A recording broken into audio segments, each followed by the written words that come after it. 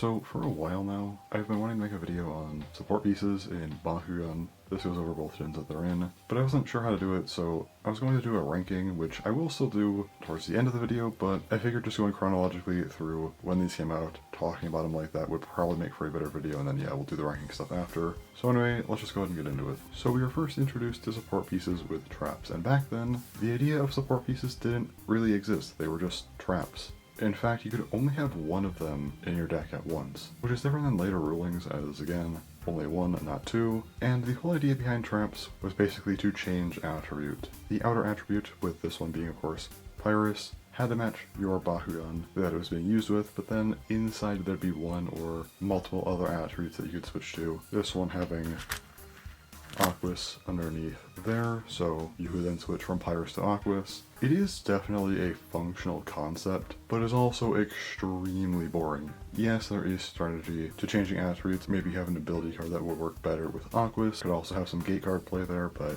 it wasn't that interesting. I think it'd be cooler if these had like reference cards, and changing attributes is just one thing they could do. Maybe you have like bonuses or just other crazy effects, maybe like crazier ability cards even. Maybe you have a trap that has like a forced Logi setup, or even a lot of traps have like trigger effects where they have to meet certain conditions, but if those conditions are met then the trap can be used, functioning like a literal trap. I think that there'd be a lot more potential there, but as is, I don't think traps are bad, they're just kind of boring. Battle gear are by far the most interesting of any support pieces, so these will give you a G-power boost in battle once used. However, they also have a reference card. This reference card will list out two different attributes, and if your Bakugan matches the attribute of one of these two abilities, you also get to use that ability on top of the G-power bonus. However, battle gear also have types. Gold, silver, and copper, the same as gate cards. If you use a battle gear on a gate card that matches the type of the battle gear, then you bypass everything else and you just get to pick which of the two abilities you want. So if you're strategic about these, and again, plan for specific gate card setups, you have a lot of versatility, but regardless, as long as you play these correctly with specific Bakugan, you're still guaranteed an ability. But if you want to use them in a pinch, then you still get a G-power boost, which is still great. It just feels like there's a lot that went into these, and I think they're pretty interesting and probably the best use of a support piece ever, in my opinion. Mobile assaults, however, were not quite as good. The idea behind them was actually really cool, as they give you larger G-power bonuses. However, they have a risk-reward thing. Yes, you are rewarded for a better G-power bonus, however, you have to commit to these. You use them before battle, have to roll them onto the card, which I think is a pretty interesting idea. The only downside is that these are kind of large. We'll talk more about that in a little bit, but still, they're a cool idea. Also, it is worth noting that like traps, these do have to match the attribute of whatever Bakugan they're being used with, but anyway. These also have their own reference cards, which can give an additional boost to the mobile assault you're using, which makes them even better, and unlike with battle gear, these are just meant to apply whenever the mobile assault is in play. These sound very powerful, however, there is a massive downside to these. You'll notice on the left side of the card, there's these three symbols. You can see the silver and copper symbols there, but then above that, there's just kind of a blanked out symbol. This means that the mobile assault can only be used on silver and copper cards. If you use it on one of these cards, then you get your G-power bonus, the reference card ability, and you're all good. But if you land this on a gold gate card, the mobile assault is just destroyed. That is a horrible, horrible mechanic. Again, these are very committal, and this really adds way too much risk. As while you can of course predict your own cards, it becomes a win-more situation. It's probably more effective to just, use a different support piece with your own cards, if that's your strategy. But going onto an opponent's card, it is a massive gamble unless like the first card they use was a gold gate card and it's also like the first card that got one. Because then, yeah, you know what you're going into, but it just feels like a massive overcorrection of an ability. If mobile assaults just felt too strong to where something like this had to be introduced, then make them weaker and not introduce a terrible mechanic that completely kneecaps them as a support piece. I mean, really, you could have just tied them to one specific gate card, but make that to where if you land on that gate card, you get the reference card ability. If not, then it's just a massive G-power boost. It's not perfect, but I think it makes a lot more sense while still keeping the base idea the same. Yeah, these just felt very mishandled. Next up we have Bakugan. Bakugan technically are not support pieces. You still get to use 2 support pieces in addition to these, and you get 3 of them. Yeah, so you just get 3 Bakugan added onto your support pieces. It's kind of weird, but anyway. These are just meant to be small G-power boosts that are just one-time use, that's it. There is a way to get these back, which we'll get to with our next support piece, but that's the idea behind them. They're just small extra G-power boosts. That said, you get 3 of them. They come in gold, silver, and copper, and you could choose any of these attributes to use. It could be one of each. all 3 of the same one, it doesn't matter, but they can only be used on specific gate cards. I think this is a much better use of having specific requirements for using different pieces, because unlike mobile assaults, where you're going in blind, once you pull the gate card you could then see what you're going into and then choose whether or not to use them. It does actually give an interesting balance to the game, because if you have 1 Bakugan per type, then you're allowed to use 1 Bakugan per type of card, giving you an extra boost no matter what. But if you go 3 Bakugan of the same type, then you could basically lock down whatever card you need, but again, then it's just that card. Interesting balance there, but I do think Bakugan are pretty interesting functionally. The problem is that they're just kind of clutter. You're adding more to the game, you already have 2 support pieces. I think these would have been a lot better if they were considered support pieces. Maybe instead though you get like 2 of them per 1 support piece slot. That would have been interesting. And I mean, these things were released in 2 packs, like it'd make a lot of sense actually, but well, that's just me. Now we have MacLeod. MacLeod give you G-Power boosts that are above Battle Gear, but below Mobile Assaults, though they don't have any reference cards tied to them. Also, they do have to be the same attribute as Bakugan they're paired with in order to use them, just like Mobile Assaults and Traps. The whole reason why these exist is basically to support Bakugan. If you use a MacLeod, the whole idea is that if you use a Bakugan after that, MacLeod are like a proxy for them. Rather than being used with the Bakugan directly, they're used on the MacLeod. The numbers are all the same, but basically if that happens, whatever Bakugan used are then put into your use pile rather than being discarded, so you can get them back. Although because of the gate card restrictions, that does mean that you only have 1 more shot to actually play them. And let's just say you had a gold Bakugan, 1 gold gate card was already won, and this is the second one, well then it doesn't matter. I feel like MacLeod just feels very, very shoehorned in. You could have had some kind of alternate method of replenishing Bakugan, I think. Whether it's card play, something with a Bakugan, or just a general support piece thing. MacLeod were entirely unnecessary. They also feel very pay to win because there's also MacLeod Titans, and they're just larger MacLeod, they're functionally the same. But guess what?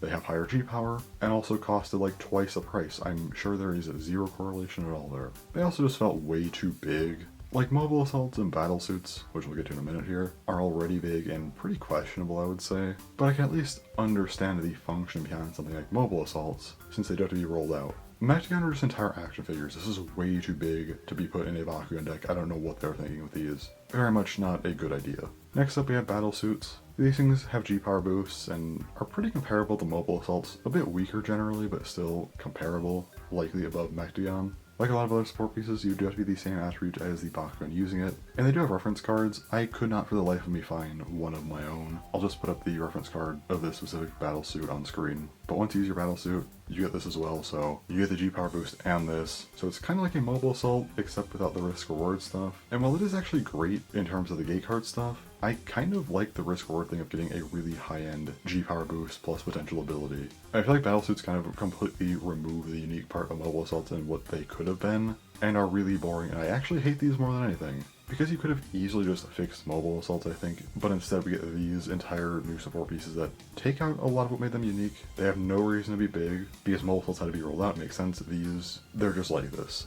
I don't like these at all. Now we move into Gen 2. And we have Baku Gear. Baku Gear are basically the modern equivalent of Battle Gear, and what I have on the screen right now is purely a cosmetic piece. This actually does not matter at all. You don't need it for any part of the game, both the TCG and the toy battling game. This is all you need. It's just a card. So of course you do have an energy cost to use this, which can be kind of annoying, but anyway. Just like normal stuff in the TCG, as long as one of the Bakugan in your deck reflects the faction of the specific Baku Gear, you could use it on anything in your deck. Also in the TCG, you can put as many of these cards in your deck as you want, though you can only have 1 attached to each Bakugan at a time unless there's some kind of specific setup for using 2 on 1 Bakugan, but you can never go above that. In the toy battling game though, these are really weird, as you need a Baku Gear symbol in order to use a specific Baku Gear, and even that has to be the same one that it came with, which is really weird. Yeah, I feel like they had 0 clue how to actually integrate Baku Gear into the toy battling game, but anyway. The idea was basically to add extra B-Power and or extra damage to your Bakugan, and potentially an extra effect, but that wasn't for everything, just certain gears.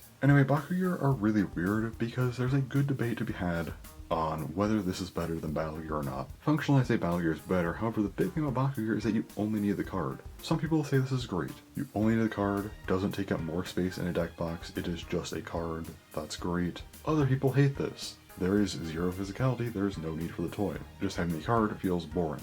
For me, I think it depends on the context. In a TCG, the card's better. It makes so much more sense. But in the toy battling game, I think having the physical piece is a lot better, and I personally prefer when Bakugan has more to do with the actual, Bakugan rather than cards. So ideally, I would like physical pieces, but these were designed for the TCG, and because of that, I think they're fine as is. Next up we have Bakugan. Bakugan are the one support piece from Gen 2 that actually do require a physical piece. They have the same deck faction requirements as Bakugan, but also you have to have a reroll ability in play for your Bakugan. If you do, rather than actually rerolling the Bakugan, you can then sub in a Bakugan, pay the energy cost. And the Bakugan card is basically like a character card for a Bakugan, has a set B power, damage, potential effects, and they're really, really strong. Some of the lower cost ones aren't as strong, but they can still be really good. And in the TCG, you could use as many of them as you want technically, but in the toy battling game you just get one, seeming a bit overpowered in my opinion, at least in some sense. But then if you get too crazy and they have high costs and they're just worthless because how, milling cards would work in the TCG, it's not great. If we had a proper support piece system for the toy battling game and not just kind of whatever happens, depends on the piece, I think these could be pretty good.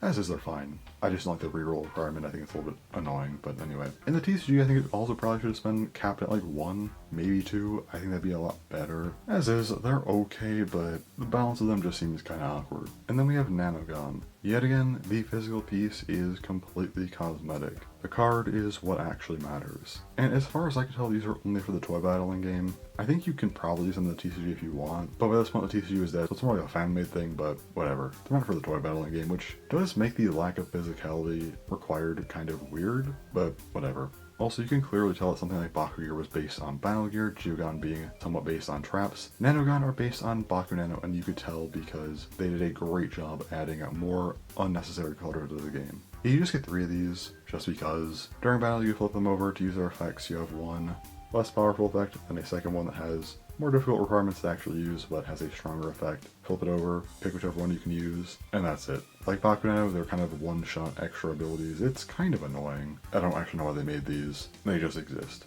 So that's everything with support pieces. Let's just go ahead and do a kind of mini ranking here. Number 9, battle suits. I don't like these things. They feel very, very unnecessary. It's like fixing a problem with mobile assaults and then completely overdoing it and just losing what made them actually unique. Number 8, mobile assaults. Great in concept, but in execution, absolutely abysmal because of the gate card requirements. I think that just completely ruins these things. Number 7, MacLeod. Their existence is completely unnecessary, but they're technically not entirely harmful to the game, I guess. Number 6, Nanogon. They add clutter but are technically functional, and I guess you could technically argue they add a bit of extra strategy, but is it really worth it? Number 5, Bakunano. Same as Nanogon, but I think they're slightly more interesting. Number 4, Bakugan. The balance of these things is really, really weird, especially in the TCG with the cost requirements, but beyond that, they're a decent idea, just needed a bit of extra work. Number 3, Traps. They're boring, but extremely functional, I guess, so they're fine, they're inoffensive, and they were the first attempt at support pieces. Number 2, Bakugan. Bakugan are fine. I kind of wish there's a bit of physicality with these, but makes sense why they didn't do that. Aside from that, they're just a good support piece. Number 1, Battle Gear. Aside from just being a good support piece, I think how reference cards get used actually makes these things have a fair bit of strategy to them, and it's actually good. So to me, these are by far the best support piece. But yeah, that's really everything I have to say about them. Support pieces are just weird. I feel like they constantly just missed the mark, did something dumb that just made them worse than they really should have been. There have been some talks of a possible Gen 4 coming next year. We'll see what happens, and if it does, and they do support pieces again, hopefully they make them actually interesting. I don't have much hope for that, but we'll see. Anyway, that's all to say for the video, so thanks for watching, and bye-bye.